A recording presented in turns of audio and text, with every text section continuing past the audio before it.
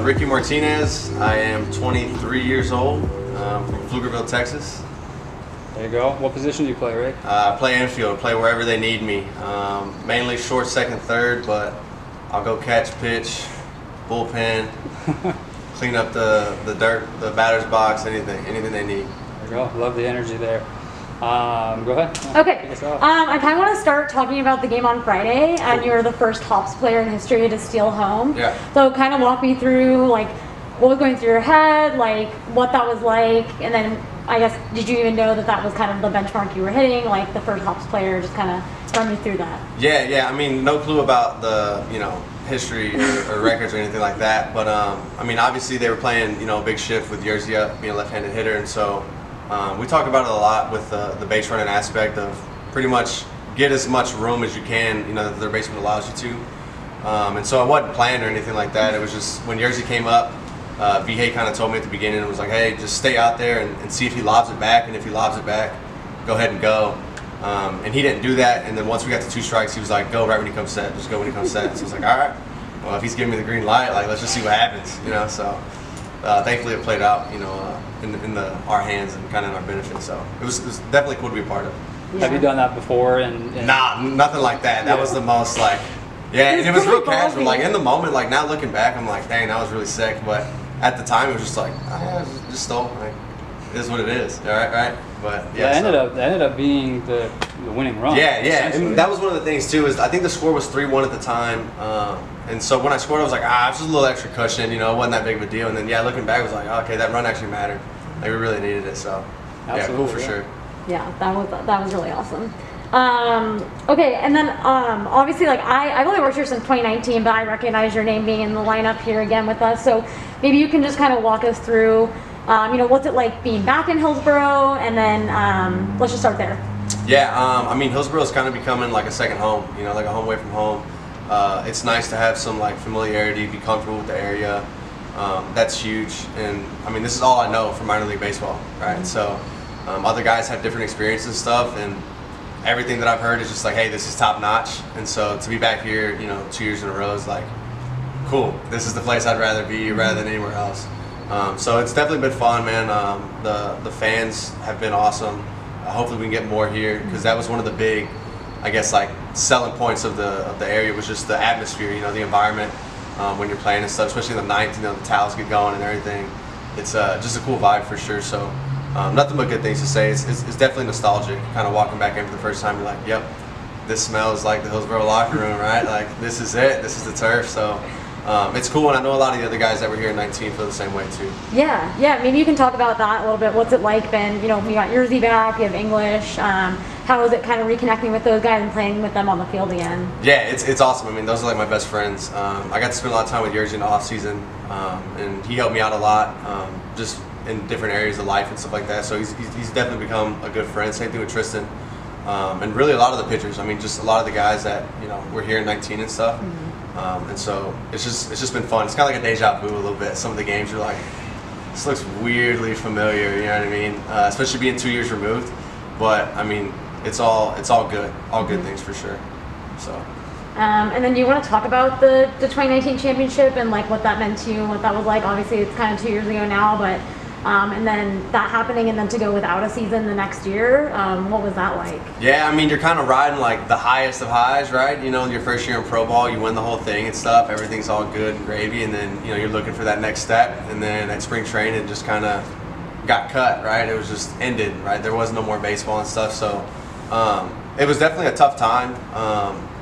Obviously bigger things going on than baseball and stuff like that at the time that COVID was happening and everything, but I think it, looking back, played into benefiting me, especially just from like a personal standpoint of being able to figure out, who I was without baseball for the time being and stuff like that. So glad to be back though. Like it kind of put into perspective, just don't take it for granted, right? Because at any time, it really could just be gone. You don't know for how long. Mm-hmm. So I think a lot of guys have that mentality now, and it's definitely, showing just with the preparation and people just showing up every day. Like you're a little more grateful to be here, even when things aren't going well. You know what I mean? So absolutely, definitely helps. What did you do during the 2020? Like, what would have been the season? Did you like keep training? Like, what was kind of your your plan there. Yeah, so I mean, did it as much as you could, right? You Right. know, within the parameters of wherever you were. So I was back in Austin for a majority of that, and you know, stuff in Texas was pretty relaxed for the most part. You know, we had stuff get shut down, you know, for times and stuff there, but I was able to have kind of a core group of guys that I, you know, played summer ball with or played high school ball with and stuff, and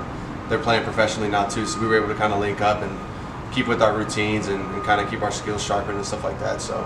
I was fortunate to be in that situation. You know, other people didn't have, you know, those resources and stuff, but so I mean, all I can do is, I guess, be grateful, you know, that I had that opportunity and everything.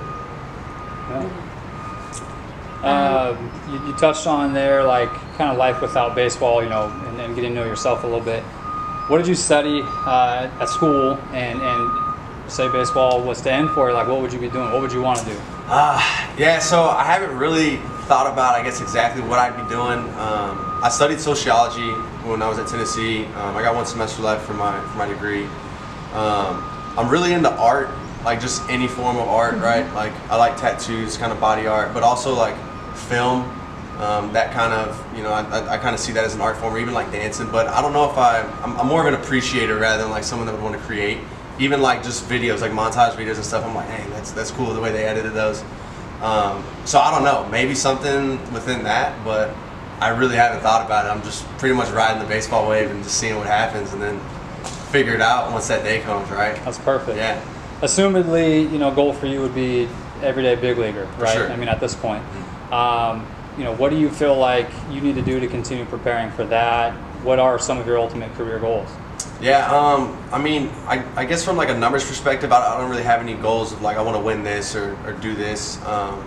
More so from like a personal standpoint, because I think if I'm a better person, it'll, you know, be out there on the field. So like my goals for this year were just do what I can to stay healthy, right? I mean, obviously there's unforeseen things you can't control, but you know, do my prep work to the best of my ability to stay healthy, and then also just try and be the same dude every day, like rather than you know ride a super high when things are going well and then be in the dumps when things are going low, you know, stuff like that. Just try and be who I am, because at some point baseball won't be there, and you know, I don't want to be a guy that's just constantly riding the roller coasters of results. You know, I'd rather just be, I am who I am. All that stuff will play out how it plays out and stuff. But obviously, like you said, you know, I'd like to be in the big leagues. That's everyone's goal, right? So really just kind of seeing what happens. I mean, I don't really have like I guess like I'm gonna do step 1, 2, 3 in order to get there. It's just take it day by day, and as the challenges come, you know, I'll face them and figure them out, and then once the next one comes, we'll hop on that one. So There you go. see what happens. Yeah. The way that the realignments worked out, obviously the team above us would be Amarillo. Is that fairly far from home still, even in Texas, or you know? Yeah, I want to say Amarillo's a good 7, 8 hours. Okay. Yeah. So Texas is pretty vast. Large state. Yeah. I was hoping you might have the Travel. chance to kind of play at home, sort of, but it's not really going to work out. Like Yeah, that. so I mean, one of the teams I think in the league is in San Antonio, which is only like an hour and a half away. Another team's in Corpus, which is like 3 hours, and I got a lot of family down there too. So you know, if that opportunity arises, obviously that'd be awesome. And I know just even the 7, 8 hour drive, all my friends in my little group would definitely pack up as soon and be like, yeah, I'm heading down there. We'll go watch for sure. It's a good group. Yeah, exactly. So you know, the support system I have would drop everything in the blink of an eye. Yeah. And go make that happen. So. Touching on that, I guess, like who, as a young ball player, whether it be your parents or neighbors, whoever, like who kind of helped put the love of baseball in your life and was, sort of guided you down playing at a high level? I'd probably say just my parents, and it wasn't necessarily that they pushed me towards baseball or any other sport, but they were just there to give me the opportunity, right? And that's kind of like the theme that they've kept all the way, which has benefited me like hugely, because it's always just been about like, hey, if you want to play and you want to put all that effort and energy into doing that, like we'll help you and give you the resources to do that. But if you don't, like that's fine too, and we'll help you do something else. You know what I mean? It's never been like, oh, you're not playing well, like you need to start doing this or you need to do that. They've always just been like, hey, this is your career, your life. Like if you want to do something with it, then that's up to you. And so I think it's helped alleviate a lot of pressure, because I know some other people that I've played with, their parents or other influences have been real hard on them. It's kind of I guess not help them be their full potential because of an extra added pressure. And I've never had that from my parents. It's always just been straight support. And so I mean, for that I'm super grateful, because without that, you know. And they've always been encouraging, you know. If anything's going bad, it's always, hey, you know, positive, positive. It'll work out how it's supposed to, is what it is type deal. And then when things are going good, it's always like, hey, you know, like, knew you could do it. That's how it should be, you know, type deal. So, yeah, those two people, my mom and dad, they've been real positive influences on me for sure. That's awesome. Is there anyone like on the team, like a fellow player or like on the coaching staff that you kind of look up to or like been a mentor like in your time being in Hillsboro?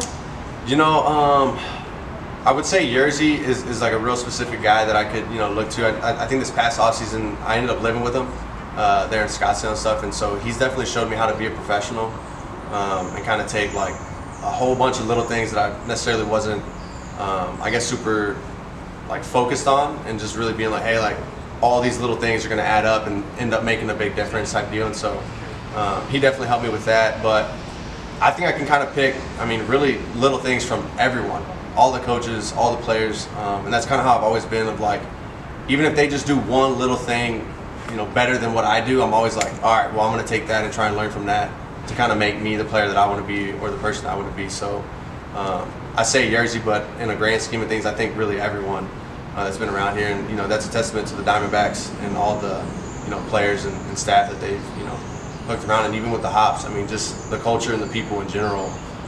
It's just a good environment to be around. Appreciate that, yeah.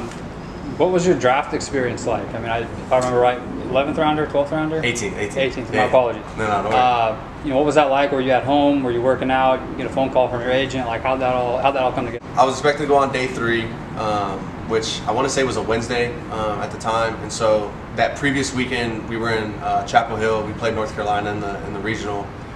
We got eliminated, so I was back in Knoxville, and I was packing up my apartment, but kind of like half packing, because I wasn't sure, you know, if I was going to get drafted or not. And it was like, well, if I don't get drafted, I'm going to live here next year, so I don't need to be packing anything. And then the other was like, well, if you do get drafted, you need to go like soon. And so yeah, we were watching the draft on the TV, and then I think it was 17th round, my agent called and was like, hey, you know, the Diamondbacks will offer this, this, and this. Do you want it? And I was like, yeah, take it. I'll sign. And so he was like, all right, congrats. Take it with your next pick. I'm like, all right, cool. So then you're just waiting there, you know, for like the next 30 picks or whatever to go by. And one of the scouts had called me and was like, hey, you know, what are you doing? Well, I'm watching the draft, you know, and he's like, all right, well, we're taking you right here with this pick and stuff. And so it was a super, like, I guess I don't know the words. Like, it was obviously exciting and stuff like that, but really, I guess kind of fulfilling just to be like, all right, like, now we're in the door. You know what I mean? Like, this was the goal from high school. You know, like, you go to college to try and get education and for the opportunity to play. And so that come to like fruition was a real, like, and I was just there with me and my parents. It was just me, my mom, my dad, and they were helping me pack up and stuff. So it was a real, I guess, like, emotional moment just to be around them. It's like, hey man, y'all helped me get here. Like, I wouldn't have done this without y'all too. And so now it was like, cool, that's over with. Let's go forward. Like, let's see what it's about, you know. So yeah, yeah, it was definitely a moment that I'll hold close forever, for sure.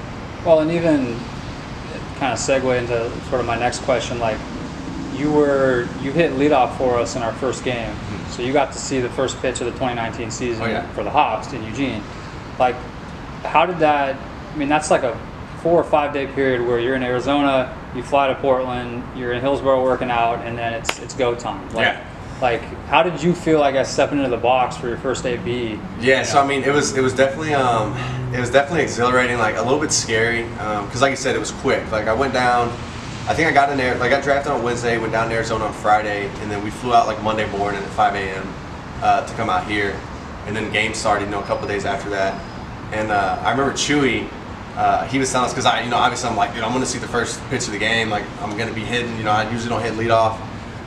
And so I remember Chewy in the locker room, he gave a speech and was just like, hey, you know, like, I used to be scared all the time. Like, I was always scared, you know, but I still went out there, and that's what courage is. That's courage. And like, it was kind of like corny. He was trying to hype the guys up and stuff, but I was like, dude, that's true, man. Like, that is. And so it kind of gave me a little bit of, like, you know, relieved a little bit of pressure. And I was like, just go out there and see what happens. Like, what's the worst that can happen? Like, what are you really afraid of? You know, like, to fail?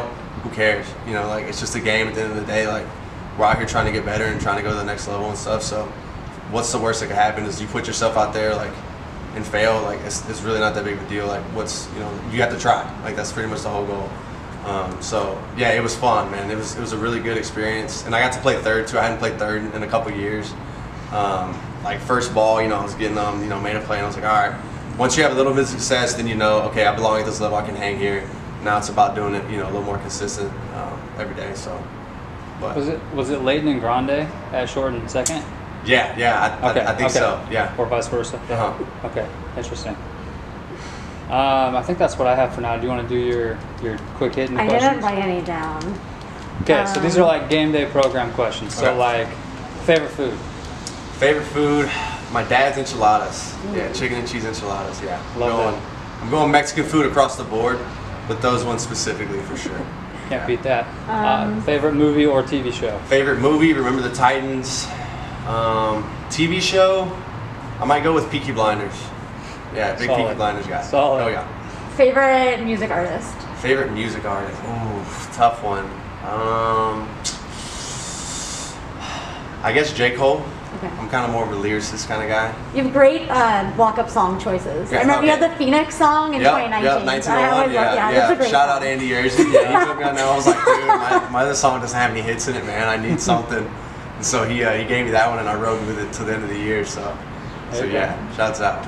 What's been your favorite experience in Oregon so far? As far as like on an off day, you went and did whatever. Like, I've been up a couple times to that.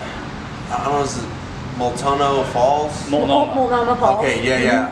I've been up there. There was also like a water hole kind of thing, like cliff jumping. We went on one of the off days out there. But really just the weather, man. Like I kind of enjoy it like this. Maybe not so much gloomy, but especially in the summer, it was like perfect. I mean, super beautiful and stuff. So hopefully this year with a little more off days on Monday, I'll be able to like go out and explore.